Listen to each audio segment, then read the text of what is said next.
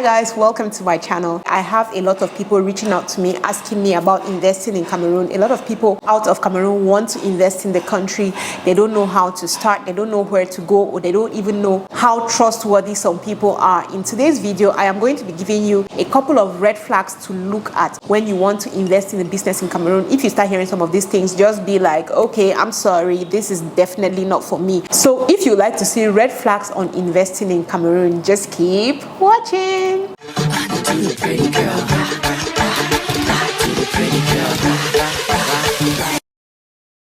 Hi guys, welcome to my channel. My name is Kenna and I'm a Cameroonian content creator creating content about Cameroon. Okay, so if you have any questions about Cameroon, this is the place for you. Just click on the subscribe button because you're definitely, I can guarantee you're going to find your answer here. If you cannot find a video on my playlist that answers your question, ask your question in the comment section. I'm definitely going to look for a way to respond to you. That said, let's go straight into the video. Like I said before, a lot of Cameroonians outside and even non-Cameroonians really want to invest in the country, but the question is always, can I trust this business? Am I sure it's going to work? How am I supposed to know if this is legit or not? And I will not blame them because a lot of people have so many bad stories when it comes to investing in the country. Some people have sent money for investment and they don't get anything in return. At the end of the day, they get scammed and all that. So everybody is trying to protect their money. Nobody wants to put in their money somewhere and they are not sure of what is going to happen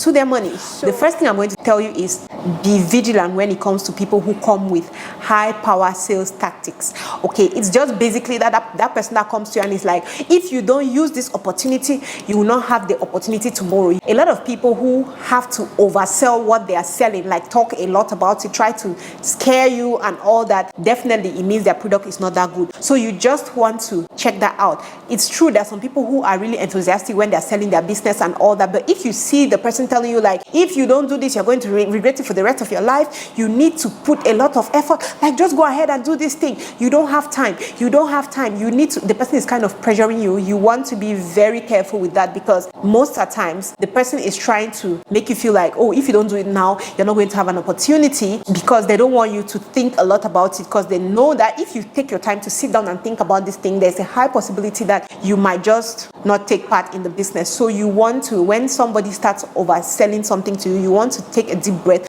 breathe. It's true that sometimes the person, it could really be a legit business and you can lose out on, but you're trying to save your money. You want to be careful. And it's also true as well that being a business person, you have to take risk. But before you take risk, you want to do your research. You want to find out more about that thing before doing it. Don't just go ahead and rush to invest in something because you notice that this person is talking a lot about it and the person is trying to tell you that if you don't do it now, as in if you don't do it now, you might lose the opportunity.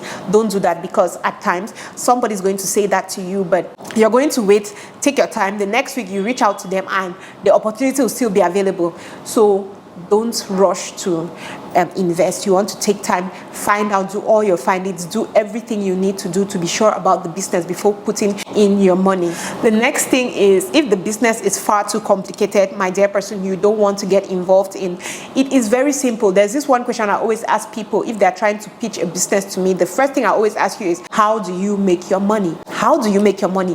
That is supposed to be an easy question. If somebody starts telling you, you know that I have to go and rent this and then I do this and do this, like, it's just a red flag. If somebody is selling a product, or if somebody wants you to get involved in something, it's supposed to be easy, straight cut, something that the person is supposed to tell you. How do you make your money? Okay, I make my money by renting out this, I make my money by selling this, I make my money by doing this. But if the person starts telling you 100 things, that trying to explain to you that you know that I have to do this, and if it's too complicated, that is a red flag. You just want to sit down and take a deep breath. First of all, it simply means that the person might not have done their research very well about the business. The person doesn't know the business very well and the person is just taking a risk. Yes, again, like I said, business is a risk, but you have to have done all your research and done everything that you feel you need to know. Find out everything you feel to know. Have your goals, look at how you want the business to go and all that. You have to already have that before even going out to look for investors, especially if you are that person that's looking for investors. If you are that person that's just trying to dabble into the business and all that, it's different, but it's still not a good idea to just dabble into the business. So you would have to know, okay, you want to start this business. How do you? How are you going to make money from this business? Because we are starting a business because we want to make money. So if you are talking to somebody who wants you to invest in their business and the person cannot tell you clearly how they make their money, that is already a red flag. It's either you go ahead to ask them more questions, or you tell them to go and do enough research to come and tell you exactly how they make their money. But majority of the time, I'm telling you, if it is too complicated for the person to explain how they make their money, it's a red flag again, because maybe the person does not know what they are doing, or maybe it's not just a straight business, so you just don't want to get invested in. Another thing is you want to do research.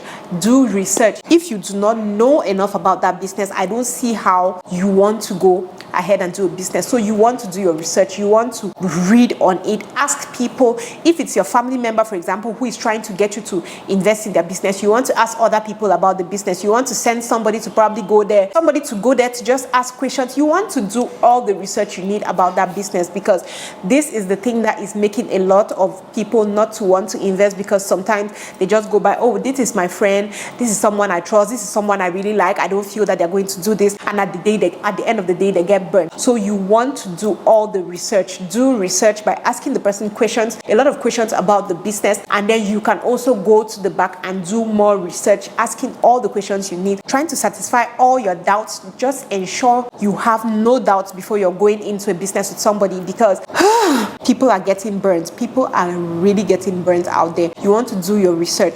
You want to find out whether, okay, is this something that people really need? Is this a business idea that really makes sense? Is this something that people really need in this area, and all that? In one of my videos, I was talking about creating businesses in Buea, and I was just listing a couple of things in Buea, for example, that people don't really open. So if somebody is proposing a business for you in Buea, for example, and the person is like, oh, let's open a bar. We all know that there are so many bars and restaurants in Buea. I don't think that's a good idea. You want to do all the research to find out, okay, is this something that is already there? Those who are there, how are they doing it? Why are they doing it? How well are they succeeding?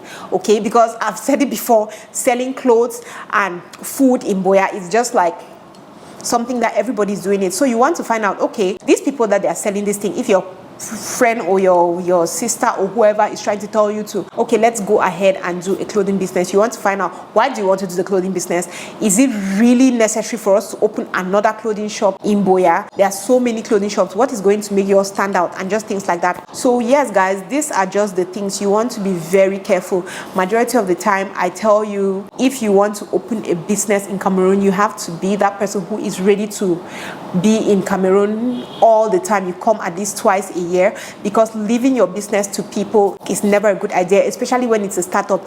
So if it's that you're investing in somebody's business, it's okay, maybe you could just be where you are. But if it's something that you want to start up a business on your own in Cameroon, you have to be there a lot, because talking to people on the phone, checking and all that, yes, you would get the job done, but you will not get it properly. I have a lot of people who have started businesses when they were out of the country, it was not working, but when they came and they concentrated on it here, things became better. It's different when you start the business, you see that it has a strong foundation, then you move and then you leave somebody in charge. That is different. It can ease things. But if it's a case where you're starting from scratch and you're not really available, there's a high chance that things might not work out as you planned. Anyway, guys, that is it. Those are the red flags when it comes to investing in the country. What do you think? Do you have any questions about investing? Let me know in the comment section. Let's talk more. You know how that goes. Thank you very much for watching, and I'm going to see you on my next one. Okay, love you guys. Bye.